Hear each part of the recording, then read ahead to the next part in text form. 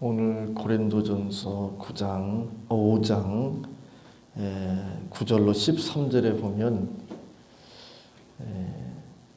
아주 단호한 표현들이 등장합니다.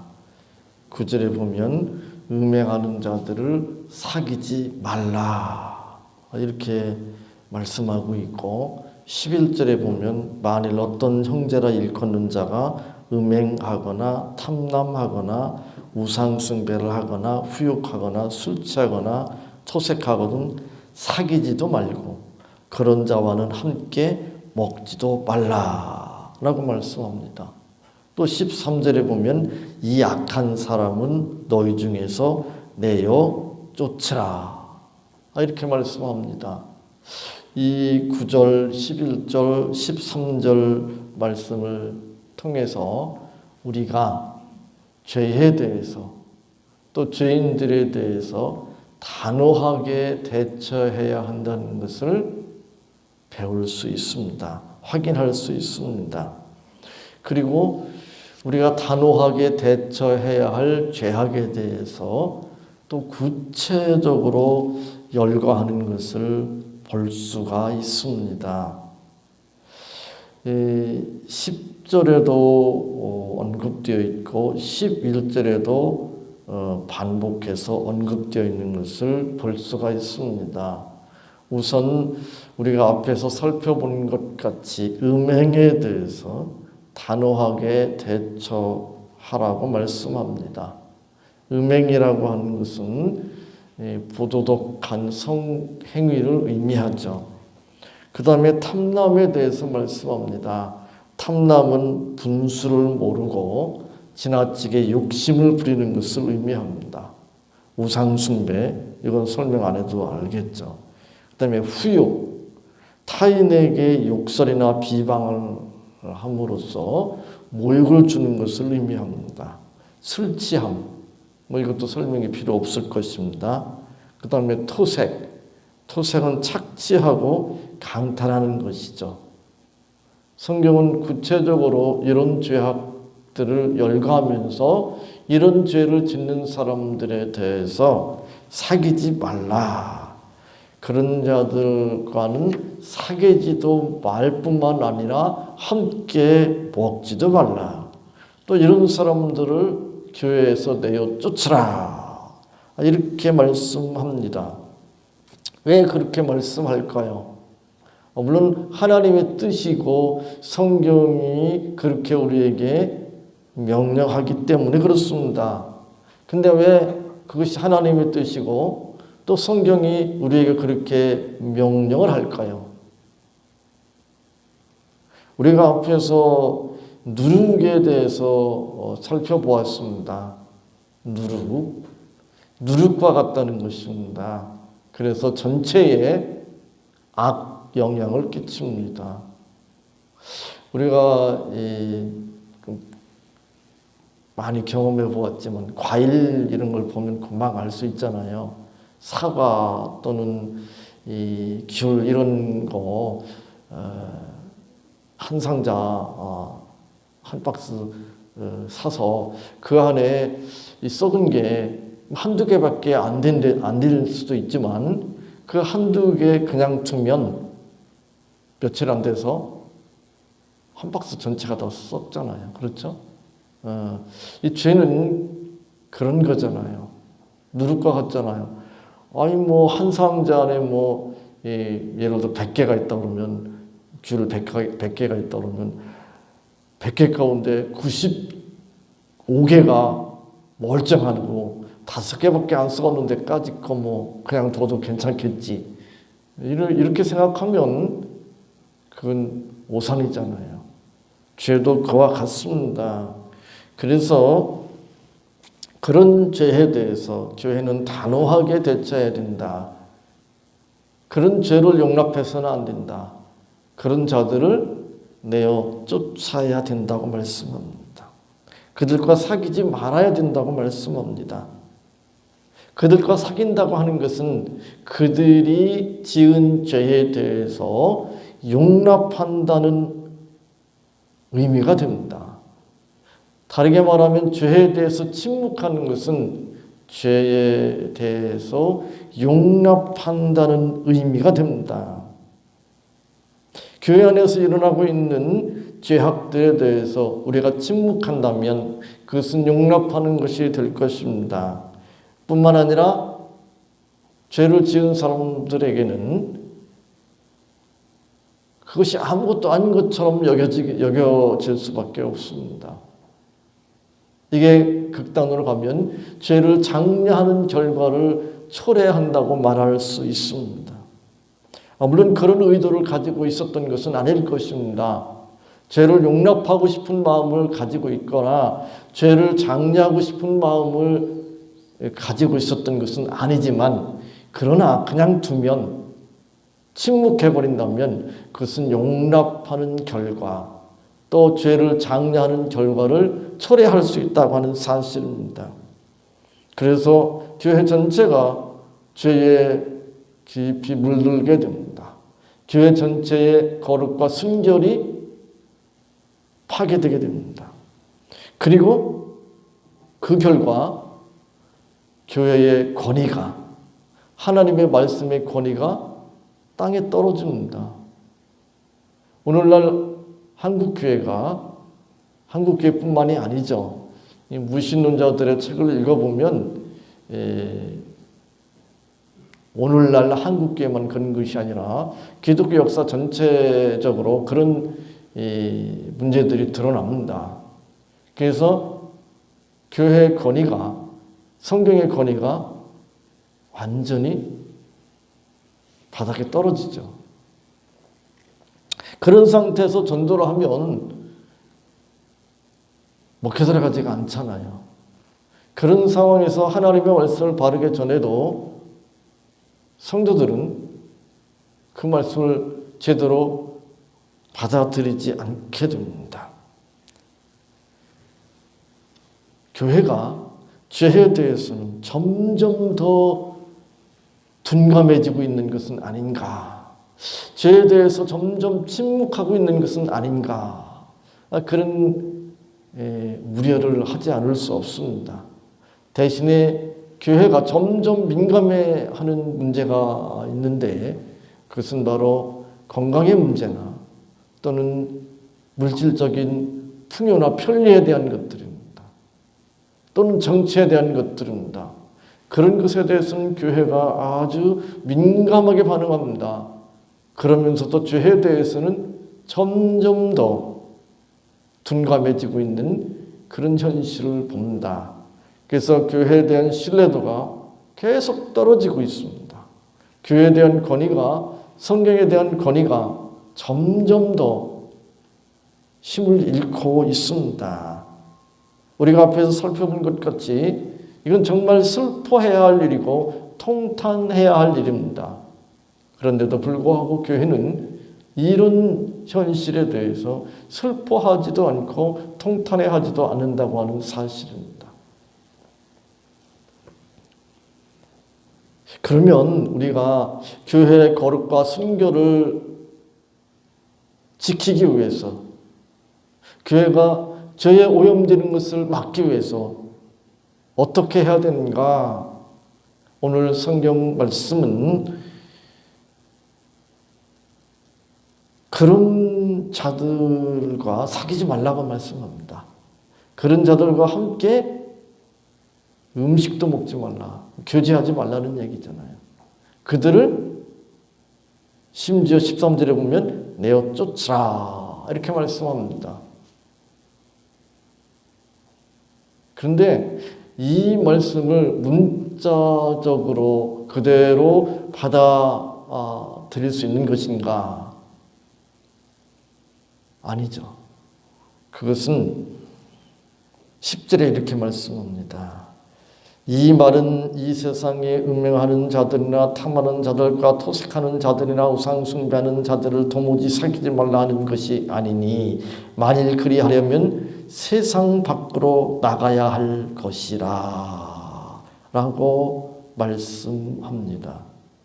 물론 11절에 보면 이 세상 사람들을, 교회 밖에 있는 사람들을 의미한 말씀이고 11절은 이제 내가 너에게 쓴 것은 만일 형제라 일컫는 자가 해서 이건 믿는다고 하는 사람들에 대한 것으로 좀 구별할 수는 있습니다.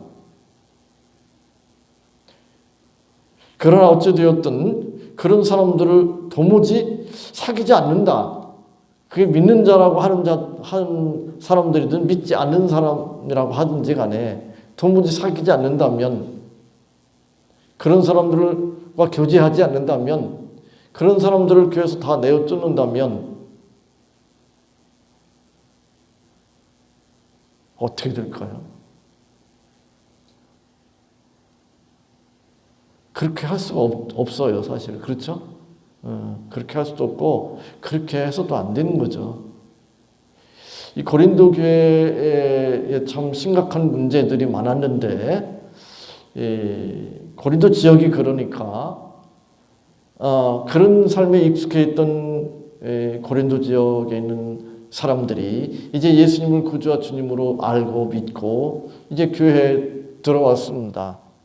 근데 교회 안에 들어와서도 그 오래된 몸에 밴 죄악된 습성들을 버리지 못하는 거잖아요. 이런 상태에서 이제 사도 바울을 통해서 하나님께서 그들을 책망하십니다. 그럼 이런 상황에서 고린도 교회 성도들은 어떻게 해야 될까? 이런 생각을 할 수 있습니다.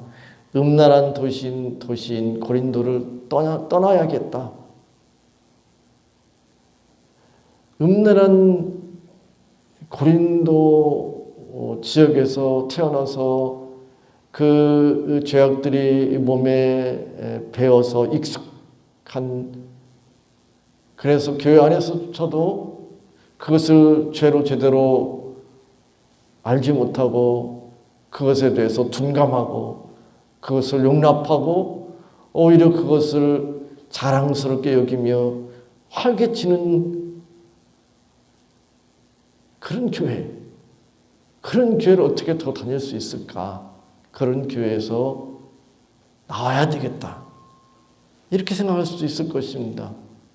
아니면 속세를 떠나서 산속 깊은 수도원으로 들어가서 은둔 생활을 해야 되겠다. 이런 생각을 할 수도 있습니다. 물론 고린도 교회 성도들뿐만 아니라 오늘 우리도 그런 생각을 할 수가 있습니다. 그죠? 직장에서 믿는 사람도 얼마 되지도 않고 또 믿는 사람이라고 하는데 뭐 안 믿는 사람이나 뭐 별 다를 바도 없고 또 안 믿는 사람보다 한술 더 뜨고 그러니까 이 직장 그만둬야지. 뭐 이렇게 생각할 수도 있을 것입니다. 그리고 믿는 사람들이 경영하는 믿는 사람들로만 구성된 그런 직장에 가서 일할까? 아니면 뭐 신학 공부해서 목사가 될까? 뭐 이런 생각할 수도 있을 것입니다. 그런 직장뿐만 아니라 가족 또는 친척 간에도 그런 생각을 할 수가 있습니다. 그 외에 어떤 친구 모임들에서도 그런 생각을 할 수가 있습니다. 안 믿는 애들 믿는다고 하는데 순 그 나이롱 난 그 모임에 안 나갈래. 뭐 이렇게 생각할 수도 있습니다. 가족들 모임, 친척들 모임에도 뭐 그냥 만나면 술 담배 그냥 쩔고 뭐 맨날 헛소리 하고 마음에 안 들고 그러니까 안 나가고 안 가고 상종도 안 하고 왕래도 안 하고 뭐 이렇게 생각할 수도 있습니다. 뭐 교회도 그럴 수 있잖아요. 그 교회 다니는데 거기 정말 세속적이야. 그 교회 안 나가. 뭐 다른 교회. 근데 다른 교회 가도 또 마찬가지죠.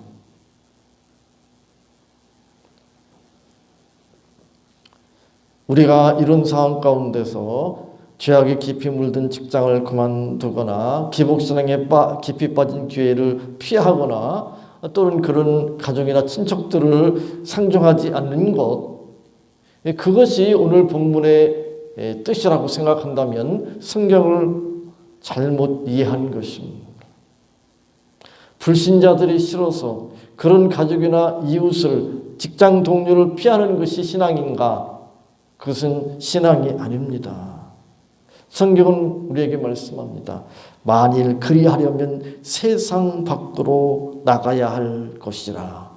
만일 그리하려면 세상 밖으로 나가야 할 것이라. 그렇습니다. 세상 밖으로 나가야 돼요. 세상에는 죄 없는 것이 없습니다. 교회 안에도 죄 없는 것이 없습니다. 잘 아시는 말씀이에요. 제가 전에도 말씀드렸는데 어떤 성도가 스폴전 목사님한테 와가지고 좋은 교회 소개해달라고, 문제없는 교회 좀 소개해달라고 그렇게 이야기하니까 그 스폴전 목사님이 이렇게 대답했다고 그러잖아요. 예? 문제없는 교회 있으면 저한테 좀 얘기해 주세요. 저도 그 교회 가게. 문제없는 교회 없잖아요. 문제없는 가정 없습니다. 문제없는 신자 없습니다. 안 믿는 사람들은 물론이거니와 믿는 사람들은 마찬가지입니다. 세상 집단만 그런 것이 아니라 교회도 마찬가지입니다. 50보 100보 정도의 차이일 뿐입니다. 요한복음 17장 15절에 예수님께서 이렇게 제자들을 위해서 기도했습니다. 내가 비옵는 것은 저희를 세상에서 데려가시기를 위함이 아니요 오직 악에 빠지지 않게 보존하시기를 위함이니이다. 내가 비옵는 것은 저희를 세상에서 데려가시기를 위함이 아니요 오직 악에 빠지지 않게 보존하시기를 위함이니이다. 예수님은 예수 믿는 자들을 죄악된 세상에서 데려가시는 대신에 이 죄악된 세상에 살게 하시면서 그 죄로부터 오염되지 않도록, 그 죄에 빠지지 않도록 하나님께서 지켜주시기를 기도하셨습니다. 그러면 5장 10절의 말씀은 무슨 뜻일까? 만일 그리하려면 세상 밖으로 나가야 할 것이라.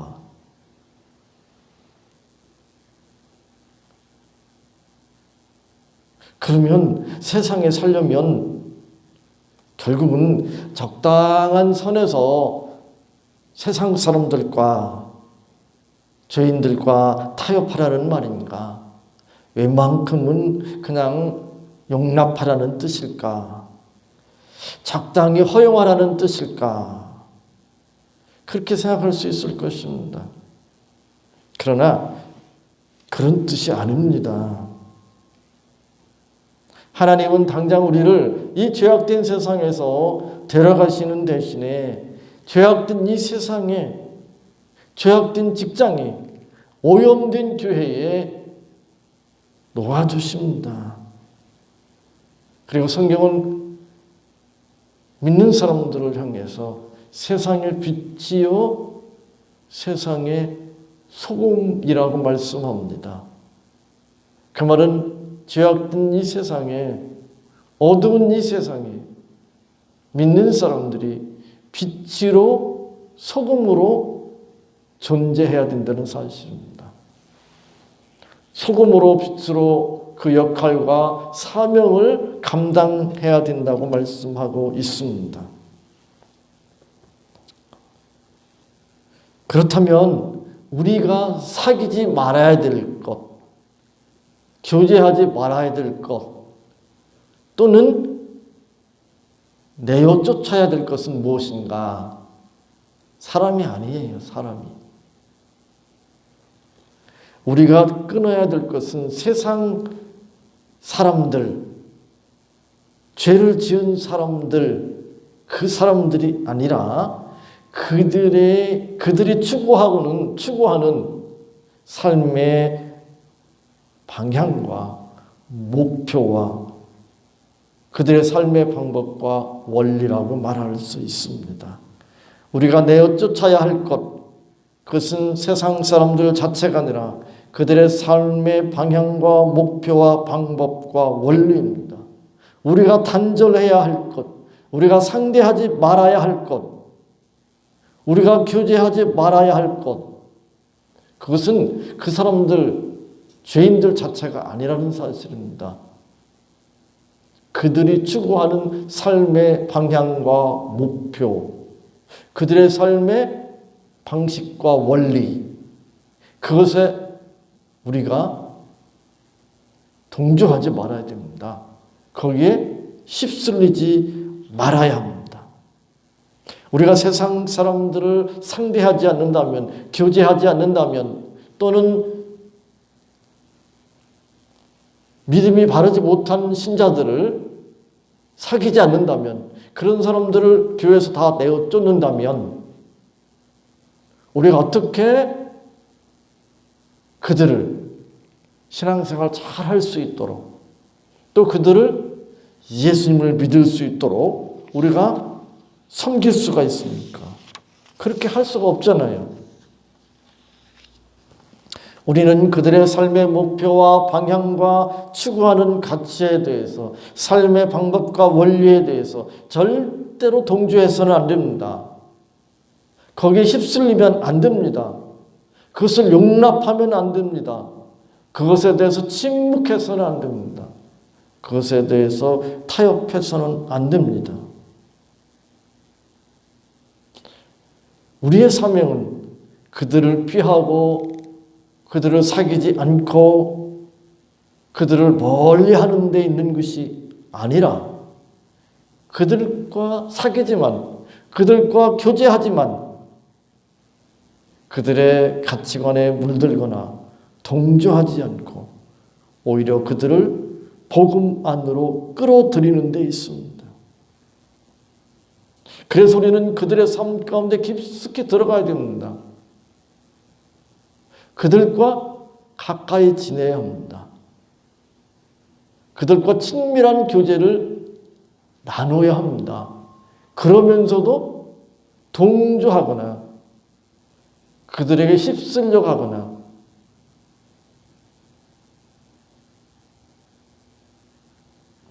그들에게 오염되어서는 안 됩니다. 오히려 그 가운데서 우리가 하나님의 말씀 붙들고 믿음으로 살아야 합니다.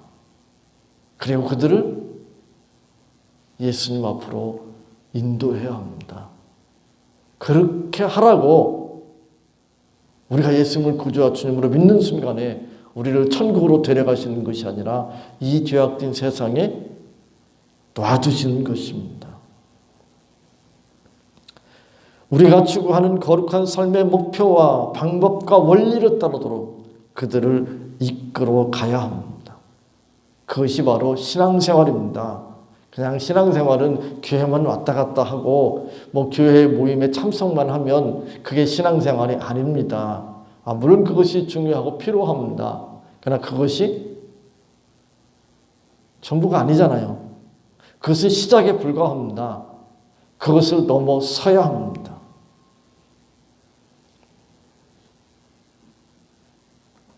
우리가 이 세상 살아가면서 참 답답할 때가 많이 있습니다.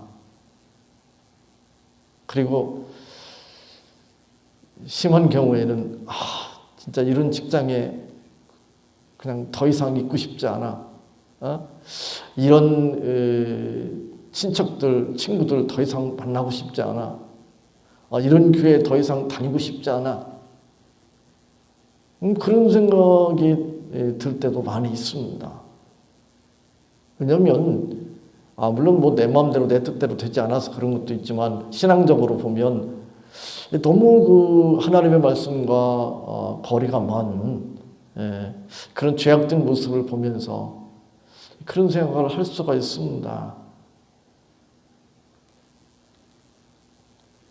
그래서 그런 생각 가지고 있는 사람들 가운데 이 산속으로 깊이 들어가는 사람들 있잖아요. 뭐 중세에만 수도원이 있는 것이 아니라 지금도 그런 비슷한 것들이 있습니다. 산속 깊이 들어가가지고 이 기도원 뭐 이렇게 형식으로 이렇게 뭐 큰 기도원 말고도 조그마한 그런 기도원들이 많이 있습니다. 나는 그냥 사람들을 뭐 그냥 안 사귀고 그냥 깊숙이 산속에 들어가서 매일 성경 읽고 기도하고 찬송 부르고 그렇게 살아야지. 이런 식의 생활을 하는 사람들이 있습니다. 직장 생활에도 다른 사람들 모임에도 이제 참석을 잘 안 하고 교제도 안 하고 뭐 이렇게 하고 또 친척들도 이렇게 안 믿는 사람들 믿어도 뭐 이렇게 믿음이 이렇게 좋지 않은 그런 사람들 그냥 상종도 안 하고 만나지도 않고 피하고 이런 사람들이 있습니다. 그것은 신앙생활이 뭔지 잘 몰라서 그렇습니다. 그리고 그저 예수님 빨리 오시기를 그냥 거대하면서 그냥 이 세상살이는 직장생활이나 가정생활은 그냥 대충 그냥 해버리고 뭐 이런 사람들이 있습니다. 그런 사람들은 신앙이 무엇인지 성경이 우리에게 무엇을 말씀하시는지를 제대로 모르는 사람들입니다. 우리는 적극적으로 안 믿는 사람들, 그들과 교제하고 그들을 가까이 해야 합니다. 그들의 삶 가운데 깊숙이 파고 들어가야 합니다. 그러면서도 그들의 삶에 휩쓸리지 않는 거예요. 그들이 추구하는 세상적인 가치관에 매몰되지 않는 것입니다. 그들의 죄에 오염되지 않는 것입니다. 그래서 그들로 하여금